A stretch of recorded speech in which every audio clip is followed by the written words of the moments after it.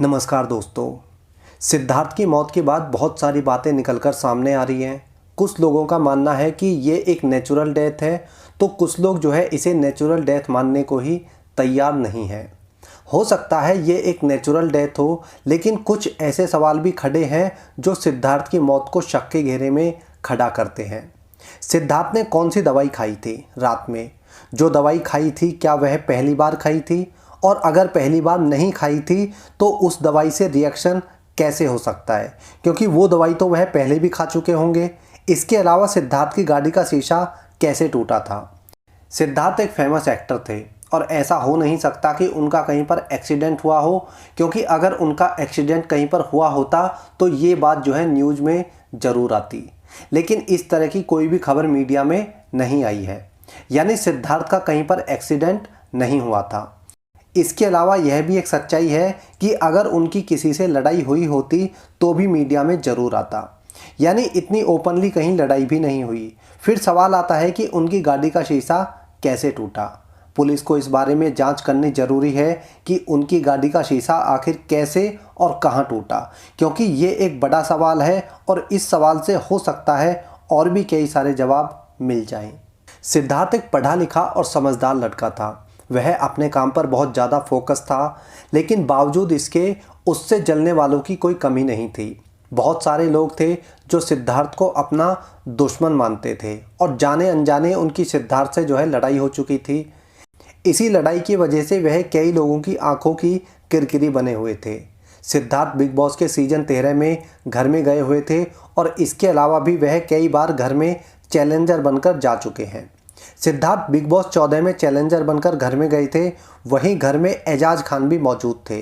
किसी बात पर एजाज और सिद्धार्थ की जो है आपस में लड़ाई हो गई, जिसकी वजह से बात इतनी बढ़ी कि हाथापाई की नौबत आ गई थी। एजाज और सिद्धार्थ की बहस शुरू हुई थी किसी टास्क को लेकर, लेकिन छोटी सी बात बाद में काफ़ी बड़ा मुद्दा बन गया था। इसी वजह से बिग बॉस का सीजन ख़त्म होने के बाद भी एजाज खान और सिद्धार्थ में कभी भी बात नहीं हुई और एजाज जो है सिद्धार्थ को अपना दुश्मन मानता है। दूसरे नंबर पर नाम आता है हिंदुस्तानी भाऊ का। हिंदुस्तानी भाऊ और सिद्धार्थ जो है बिग बॉस के सीजन 13 में एक साथ में पार्टिसिपेट कर रहे थे। हिंदुस्तानी भाऊ को गाली गलौज करके बात करने की आदत है, जिसकी वजह से उन्होंने जो है लड़कियों को भी गाली दे दी थी और इसी बात पर हिंदुस्तानी भाऊ और सिद्धार्थ में जो है जमकर झगड़ा हुआ था। इन दोनों के बीच में इसके अलावा भी कई बार झगड़ा हो चुका था। हिंदुस्तानी भाऊ और सिद्धार्थ में कई बार टास्क को लेकर भी झगड़ा हुआ था। कहा तो ये भी जाता है कि इसके बाद इन दोनों में कभी भी बात नहीं हुई। हालांकि सिद्धार्थ की मौत के बाद हिंदुस्तानी भाऊ जो है सिद्धार्थ के घर पर देखा गया था।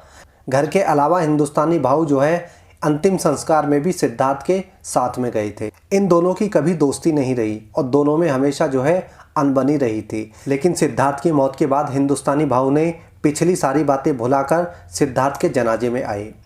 सिद्धार्थ के दुश्मनों की लिस्ट में एक नाम शीतल खंडलाल का भी आता है। शीतल और सिद्धार्थ ने जो है बालिका वधू में साथ में काम किया था और सेट पर ही इनका झगड़ा हो गया था। शीतल और सिद्धार्थ का झगड़ा इतना ज़्यादा बढ़ गया था कि ये दोनों सेट पर एक दूसरे से बात भी नहीं करते थे। दरअसल शीतल का आरोप था कि सिद्धार्थ जो है उनके साथ में फ्लर्ट करते हैं और साथ में डबल मीनिंग डायलॉग बोलते हैं, जिससे उससे जो है काफ़ी परेशानी होती है और वह सेट पर सबके सामने असहज महसूस करती है। इसके बाद इसी मुद्दे पर सिद्धार्थ ने जो है अपना पक्ष रखा था। सिद्धार्थ ने कहा था कि वह हेल्दी वे में उससे फ्लर्ट करता था, उसका कोई गलत मतलब नहीं था। और रही बात डबल मीनिंग डायलॉग्स की, तो ऐसा उसने कभी भी जानबूझकर नहीं किया। इसके बाद सिद्धार्थ ने कहा कि अगर शीतल को बुरा लगा है तो वह अपनी तरफ से माफ़ी मांगता है। सिद्धार्थ ने पूरी यूनिट के सामने शीतल से माफ़ी भी मांगी थी, लेकिन इस घटना के बाद शीतल और सिद्धार्थ के रिश्ते कभी भी सामान्य नहीं हो पाए। इसी घटना पर सिद्धार्थ का एक और बयान आया था। सिद्धार्थ ने कहा था कि अगर शीतल को उसका मजाक पसंद नहीं था तो वह उससे अकेले में भी आके बात कर सकती थी, बोल सकती थी, क्योंकि वो दोनों जो है दोस्त थे। लेकिन शीतल ने जानबूझकर ये बातें सभी लोगों के सामने कही ताकि मुझे बेइज्जत किया जा सके, जबकि इस पूरे मुद्दे पर मेरी कहीं भी कोई गलती थी ही नहीं। बालिका वधू के दौरान ही सिद्धार्थ की लड़ाई एक और एक्ट्रेस से हुई थी। ये एक्ट्रेस थी तोरल राजपुत्रा। तोरल ने बालिका वधू में आनंदी का किरदार निभाया था। शुरू में इन दोनों की काफ़ी अच्छी दोस्ती थी, लेकिन सीरियल की शूटिंग के दौरान हनीमून सीक्वेंस शूट करने के बाद इन दोनों में काफ़ी लड़ाई झगड़ा हुआ था। दरअसल तोरल का आरोप था कि सिद्धार्थ ने उसे गलत तरीके से छूने की कोशिश की थी। उसने मना किया तो भी सिद्धार्थ ने कई बार इसी तरह की हरकत की। इसके बाद सिद्धार्थ का भी इस घटना पर बयान आया था। सिद्धार्थ ने कहा था कि वह अपने रोल में पूरी तरह से खो गए थे और उन्हें कुछ भी जानबूझकर उन्होंने नहीं किया। लेकिन तोरल को अगर लगता है कि उसने कुछ गलत किया है या मेरी तरफ से कोई गलती हुई है तो वह जो है माफ़ी मांग लेंगे। लेकिन इस घटना के बाद तोरल ने सिद्धार्थ से बात करना पूरी तरह से बंद कर दिया था और दोनों का रिश्ता हमेशा के लिए खराब हो गया था। सिद्धार्थ के दुश्मनों की लिस्ट में 5वां नंबर आता है रश्मि देसाई का। सिद्धार्थ और रश्मि सीरियल दिल से दिल तक में साथ में काम करते थे। शुरू में ये काफ़ी अच्छे दोस्त थे और कहा जाता है कि इन दोनों का अफेयर भी चल रहा था, लेकिन सीरियल के दौरान ही इन दोनों में किसी बात को लेकर लड़ाई हो गई और दोनों ने एक दूसरे से बात करनी पूरी तरह से बंद कर दी। सीरियल के बाद सिद्धार्थ और रश्मि को आपस में बात करते हुए या साथ में पार्टी करते हुए कभी नहीं देखा गया और यही कहा जाता है कि दोनों एक दूसरे को अपना दुश्मन मानते हैं। इसके बाद बिग बॉस के सीजन 13 में सिद्धार्थ के साथ में रश्मि को भी जो है घर में बुलाया गया था। घर में कुछ दिन तो सब कुछ ठीक रहा, लेकिन धीरे धीरे दोनों के मन की खटास बाहर आने लगी थी।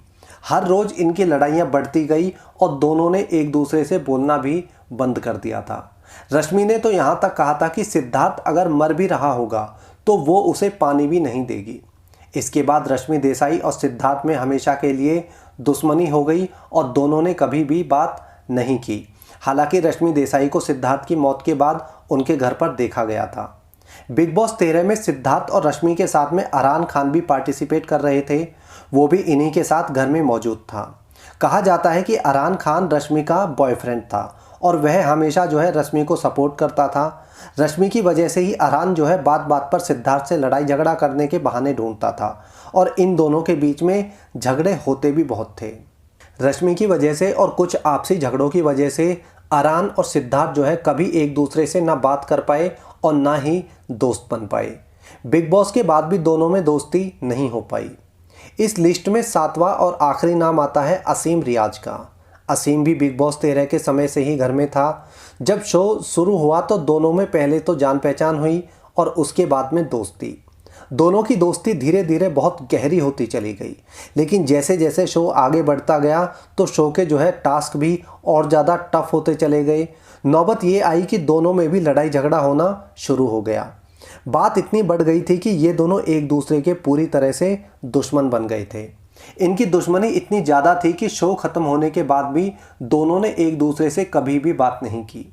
शुरू में ये दोनों जितने अच्छे दोस्त थे, बाद में ये दोनों उतने ही गहरे दुश्मन बन गए थे।